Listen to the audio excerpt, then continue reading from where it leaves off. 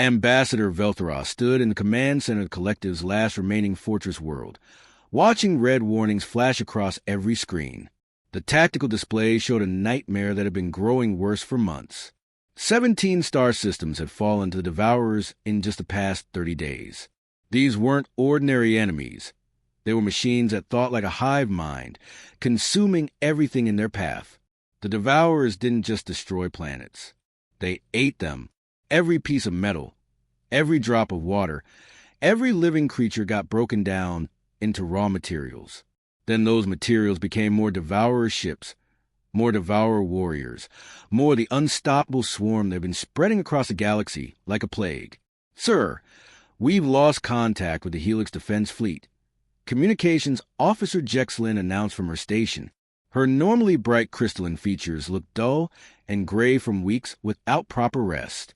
The exhaustion in her voice matched what everyone felt. Velthara closed his eyes for a moment. The Helix fleet had been their strongest military force. Over 200 warships with the best weapons and shields the collective could build. If they were gone, then the last real barrier between the Devourers and the core worlds had just disappeared. "How many ships made it out?" he asked, though he already feared the answer. "None that we can detect, sir. The last transmission we received was Captain Morketh, saying they were being overwhelmed. That was 6 hours ago." The weight of 3,000 years of civilization pressed down on Velthara's shoulders. The Zephyrian Collective had ruled this entire sector of the galaxy for 3 millennia. They had brought peace, prosperity, and advanced technology to hundreds of worlds. Their crystal cities were famous across the stars for their beauty. Their scientists had solved diseases that plagued dozens of species. Their diplomats had prevented countless wars. Now all of that was about to end. The Devourers didn't care about beauty or science or diplomacy. They only cared about consuming and growing stronger.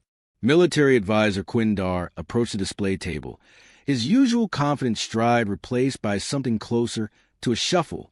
He had been studying battle reports for weeks, looking for any weakness in the enemy forces, any strategy that might work. So far, he had found nothing. "What about our allies?" Velthara asked, though he already knew this answer too. "The Corvin Empire pulled their fleets back behind the Outer Rim 3 days ago," Quindar reported. "The Stellan Federation is evacuating their border worlds. The Trade Consortium officially declared neutrality this morning, which means they're abandoning us too. Every ally had made the same choice when faced with the Devourers: run or be consumed. Nobody wanted to stand and fight against an enemy that turned your own weapons and ships against you after defeating you." The command center fell quiet except for the soft humming of computers and the distant sound of evacuation ships launching from the planet below. Millions of collective citizens were fleeing to the outer colonies, hoping to find safety in the deep void between galaxies. It was probably hopeless, but at least it gave them a chance. Quindar cleared his throat nervously and looked around to make sure nobody else was listening closely. When he spoke, his voice was barely above a whisper. "There is one option we haven't considered: the humans." The entire command center went silent. Even the background computer noises seemed to fade away. Several junior officers turned to stare, their faces showing the same shock that Velthara felt. Nobody talked about humans in polite society. Their entire species had been placed under galactic quarantine centuries ago, locked away in their own corner of space where they couldn't interfere with civilized beings. There were stories about what they had done during their expansion period, stories so disturbing that most species refused to believe them. "They're quarantined for a reason, advisor," Velthara said, trying to keep his voice steady. "The Galactic Council deemed them too dangerous for general contact. They're also the only species in recorded history that's never lost a war," Quindar countered. "Not one. Every conflict they've entered, they've won. At what cost?" Jexlin asked from her station. "The reports from their wars are classified at the highest levels. Nobody knows what they actually did." Quindar pulled up a data file on his personal tablet and showed it to the ambassador. "I accessed some of the restricted archives.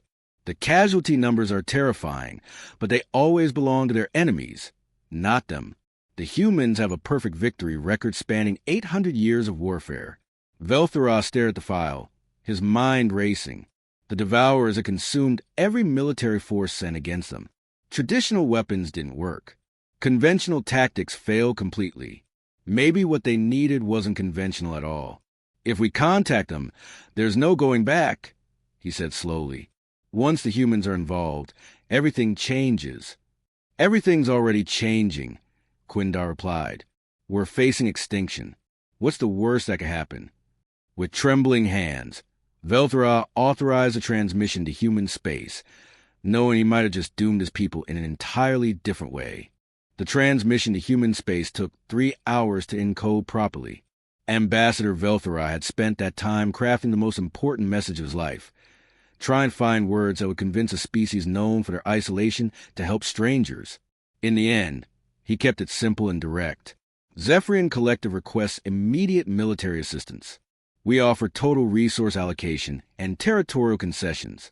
Situation: extinction-level threat. The message included everything they knew about the Devourers, their technology, their tactics, the speed of their advance, and the complete failure of every defensive strategy attempted so far. Velthra attached star maps showing the 17 fallen systems and projected paths of the enemy advance. He included population counts of the worlds under threat and detailed specifications of collective military capabilities. Then came the waiting. 18 long hours with no response. Maybe they didn't receive it, suggested Jexlin during the morning briefing. She had been monitoring all communication channels, hoping for any sign that someone in human space had heard their plea. They received it, Quindar said grimly. Human sensor networks are more advanced than ours. They know exactly what's happening here. Velthra tried not to think about what that silence might mean. Perhaps the humans had decided the collective wasn't worth saving. Perhaps they were too busy with their own problems to care about alien extinction. Perhaps the stories about their military prowess were exaggerated legends. When the response finally came, it wasn't at all what anyone expected. The communication originated not from any official government channel, but from something called the Terran Colonial Marines.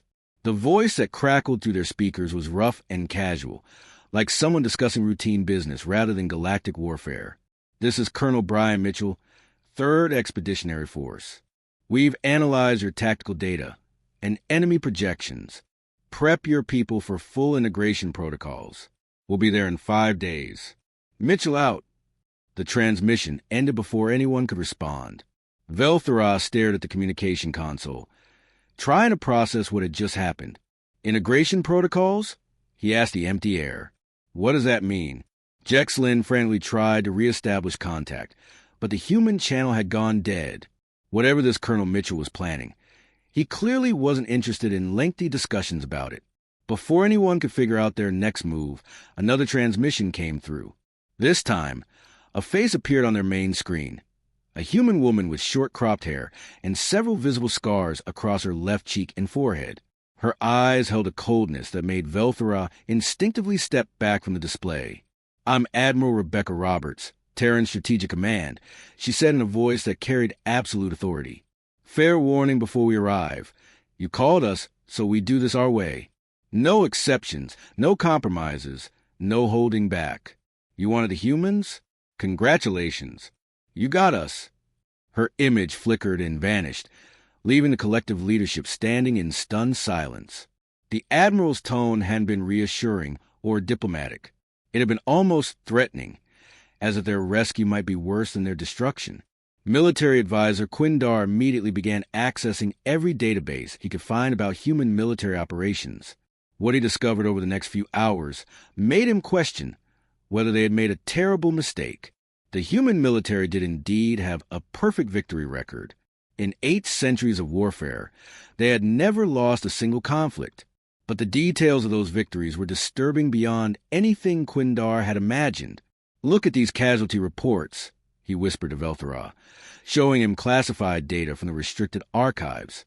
The Battle of Chronos 7. Humans won against an enemy force 3 times their size. Enemy casualties. Complete annihilation. Human casualties. 12%. That's not possible, Velthra replied. No military force can achieve those kind of results without superior technology. That's just it, Quindar said, pulling up more files. According to these records, human technology isn't significantly better than anyone else's. Their advantage comes from something called tactical philosophy and strategic doctrine. The more they read, the more unsettled they became. Human forces didn't just defeat enemies. They eliminated them so completely that their opponents' entire military structures ceased to exist. They didn't capture territory. They transformed it into something unrecognizable. "What have we done?" Jexlin asked quietly as she read over their shoulders. The reports mentioned terms that didn't translate well into collective languages. Total war, acceptable losses, strategic population management, resource conversion protocols. Each phrase seemed more ominous than the last. One particular file made Velthora's blood run cold. It described a human victory against something called the Hegemony Rebellion, where an entire star system had been converted to strategic materials. The enemy fleet, their planets, their population, even their orbital stations had simply disappeared, leaving behind only human mining operations and military bases. 5 days, Quindar said softly. "They'll be here in 5 days." None of them slept well that night, wondering if they had saved their people or doomed them to something far worse than mere extinction. 5 days after the first communication, the human fleet dropped out of hyperspace at the edge of the collective's home system. Velthora watched from the observation deck as 12 ships materialized against the star field, and immediately knew something was different about these vessels. They weren't the sleek, elegant designs that most advanced civilizations preferred. Instead, the human ships looked rough and practical, covered in additional armor plating and weapon systems that seemed to have been added as afterthoughts. Several ships showed obvious battle damage that had been repaired with whatever materials were available. One vessel had an entire section that appeared to be built from completely different technology. "They look like pirates," Jexlin whispered, studying the tactical display. But pirates didn't move like this. The human fleet positioned itself with mathematical precision, each ship taking a specific location that provided maximum coverage of all possible escape routes from the system. Within minutes, they had created a formation that could intercept anything trying to leave or enter. It was the work of professionals who had done this many times before. The largest human ship, a battle cruiser with more weapon systems than some entire fleets, requested permission to dock. Colonel Tyler Mitchell's shuttle arrived an hour later, carrying a small team of officers who looked nothing like the diplomats or military leaders the collective was used to dealing with. Mitchell himself was a tall, lean man with graying hair and eyes that seemed to take in every detail of their surroundings. His uniform was practical rather than ceremonial, and he carried himself with the quiet confidence of someone who had faced death many times and won. "Show me everything," he said without any formal greetings or diplomatic pleasantries. "Every battle report, every tactical analysis, every piece of data you have about these devourers." Velthora led him to the command center, where they had prepared detailed presentations about enemy capabilities and defensive strategies. Mitchell listened for exactly 3 minutes before interrupting. "Colonel, these machines adapt to every strategy we've attempted," Velthora explained. "They learn from each encounter and modify their approach.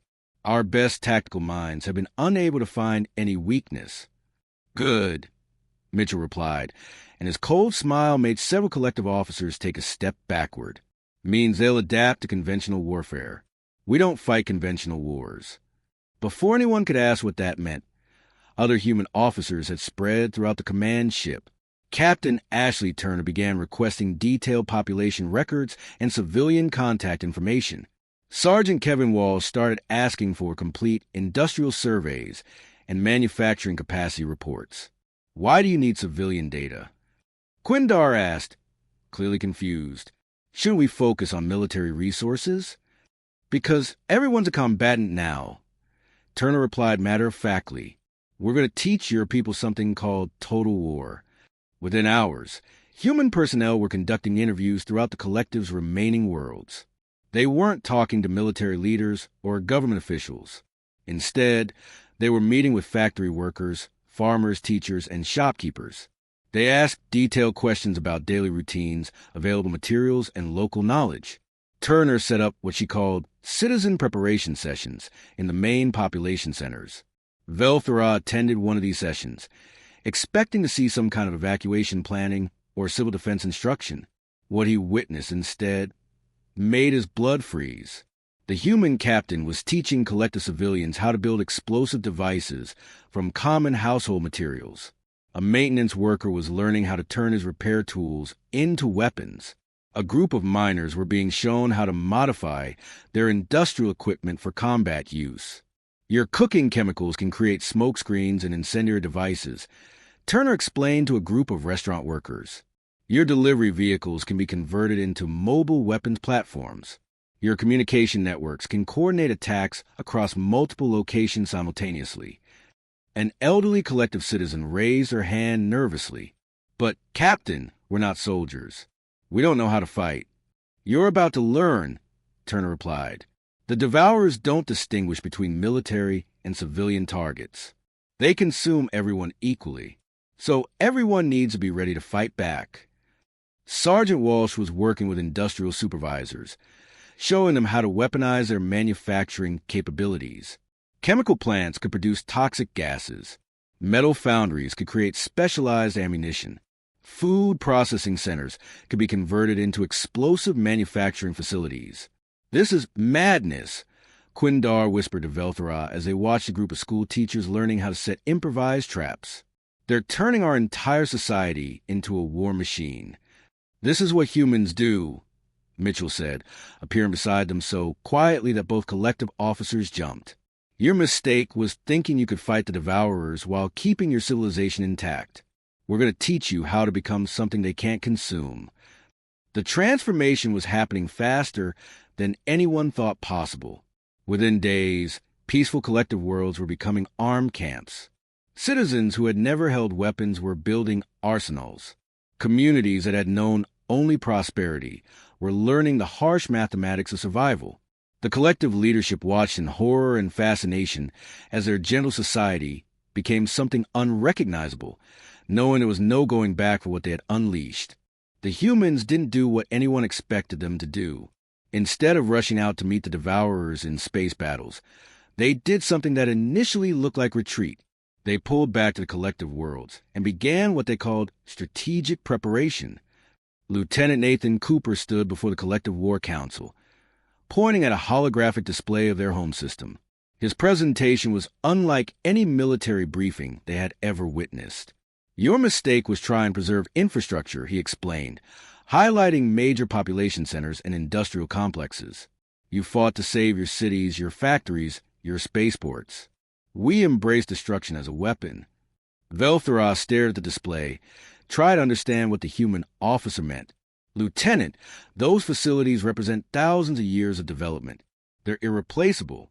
Exactly, Cooper replied with a grin that didn't reach his eyes, which makes them perfect bait. Over the following weeks, the humans began implementing their strategy across every collective world. What they did defied everything the collective understood about warfare and civilization. Major cities were transformed into massive demolition charges. The beautiful crystal spires that had stood for millennia were fitted with explosive devices that could level entire districts in seconds. The humans taught collective engineers how to turn their own architectural marvels into weapons that would activate when enemy forces tried to harvest them. The Devourers consumed infrastructure to build more themselves, explained Captain Derek Hayes to a group of horrified city planners. So we're going to make sure every piece of infrastructure they try to consume explodes in their faces. But the humans went far beyond simple explosives. They showed collective citizens how to turn everyday objects into weapons. Kitchen utensils became stabbing implements. Garden tools transformed into combat devices. Even children's toys were modified to carry small charges that would detonate when enemy scouts investigated them. The most disturbing lessons came from Captain Wilson, a scarred veteran who taught classes that no civilized society had ever imagined needing. He showed volunteers how to turn their own bodies into weapons when conventional options failed. Your species has dense bone structure and powerful muscles, he told a group of volunteers. Used correctly, you can damage enemy systems even without traditional weapons. Your clothing can become restraints. Your tools can become projectiles. Your knowledge of local terrain becomes tactical advantage. The Devourers arrived expecting the same kind of resistance they had encountered everywhere else. Instead, they found worlds that fought back in ways their programming couldn't compute. When Devourer scouts landed in the capital city of Nexus Prime, the entire downtown district exploded simultaneously. The blast was so coordinated that it created a chain reaction, turning the enemy landing force into scrap metal in seconds. But the Devourers adapted quickly, as they always did. They began sending smaller, more cautious exploration units. They developed new scanning methods to detect hidden explosives, so the humans escalated. Lieutenant Cooper showed the collective how to poison entire atmospheres with industrial chemicals. Not enough to kill their own people, who had protective equipment, but enough to corrode Devourer systems that tried to process the air. When the Devourers adapted to atmospheric toxins, the humans taught them about stellar engineering. They showed collective scientists how to destabilize their own sun, creating solar flares that would fry electronic systems across the entire system. "You're talking about destroying our star," Velthora said in horror as he watched the calculations. "Temporarily destabilizing," corrected Major Patricia Williams. "It'll settle down in a few decades. Your species will survive. The Devourers won't." The escalation continued. Humans turned asteroid belts into kinetic weapons, launching entire moons at enemy fleets. They taught the collective how to collapse hyperspace lanes, trapping Devourer reinforcements in dead space between stars. The most shocking moment came when Velthora watched a human crew prepare their own ship for what they casually called a kinetic assault mission.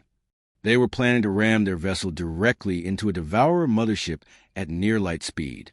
"This is madness," he whispered to Colonel Mitchell as they watched the crew make their final preparations. "They're going to die." "No," Mitchell replied, his voice carrying the weight of long experience. "This is what we do when extinction is the alternative. Those 12 crew members are saving millions of lives." The Devourers found themselves facing an enemy that calculated cost differently than any other species. Every victory came at a price that grew higher with each battle. Every resource they tried to harvest became a trap. Every world they conquered turned into a weapon pointed at their own forces. The machine intelligence ran continuous probability calculations, measuring the resources required to continue the campaign against the expected gains. The mathematics were clear. The Devourer advance slowed as they devoted more energy to defensive measures. Then it stopped completely as they tried to develop new strategies. Finally, something unprecedented happened. The Devourers began retreating, pulling back beyond the galactic rim with a cost of continued warfare couldn't be justified. For the first time in recorded history, the unstoppable machines had been stopped by an enemy willing to destroy everything to prevent their own extinction. 3 months after the last Devourer ship disappeared beyond the galactic rim, Ambassador Velthora stood in what had once been the Grand Council chamber of Nexus Prime. The beautiful crystal walls were now reinforced with military-grade armor plating. The elegant furniture had been replaced with tactical displays and communication equipment. Even the air felt different, charged with the tension of society that had learned to sleep with weapons close at hand. The Devourer threat was officially eliminated. Intelligence reports confirmed that the machine swarm had withdrawn to the void between galaxies, their programming unable to justify the massive resource expenditure required to continue fighting humans. For the first time in galactic history, the unstoppable force had been stopped. But victory had come at a price that Velthora was only beginning to understand. The Zephyrian collective had survived, but they were no longer the same species that had sent that desperate message to human space. Their peaceful society had been transformed into something unrecognizable. Children who had once learned poetry and art now practiced weapon assembly and tactical maneuvers. Scientists who had dedicated their lives to healing diseases were now experts in creating chemical weapons. Even their language had changed, filled with new words borrowed from human military terminology. "The cultural integration is proceeding ahead of schedule," reported Jex Lynn during a morning briefing. She wore body armor now, like everyone else in government service. 73% of the population has completed basic combat training. Industrial conversion is at 81% completion. Velthora nodded, though the statistics troubled him deeply. Industrial conversion meant that their factories no longer produced art luxury goods, or scientific instruments. Instead, they manufactured weapons, ammunition, and military equipment. The humans had taught them that a society's survival depended on its ability to produce the tools of war at a moment's notice. The transformation went deeper than just military preparation. The collective's entire social structure had shifted. Communities that had once celebrated individual achievement now emphasized group survival tactics. Families taught their children that personal comfort was less important than collective defense. Even their entertainment had changed. Their most popular stories now feature heroes who sacrificed everything to protect their people. When Colonel Mitchell requested a final meeting before the human fleet departed, Velthora wasn't sure what to expect. They met in Mitchell's temporary command center, a plain room that the humans had set up without any of the decorative elements the collective would have considered essential. "Your people have adapted well," Mitchell said, reviewing reports on his portable computer. "Better than most species we've worked with." "Adapted?" Velthora repeated the word carefully. "Is that what we've done?" Mitchell looked up from his screen, studying the collective ambassador with those sharp human eyes that seemed to see everything. "You survived. That's what matters." "But why did you help us?" Velthora asked a question that had been bothering him for months. "Your species gains nothing from our survival. You could have remained in your quarantine space and let us face extinction alone." "Because extinction is forever," Mitchell replied simply. "Once a species is gone, they can never come back. The galaxy loses something unique every time that happens." The human colonel stood and walked to the window, looking out at the rebuilt city below.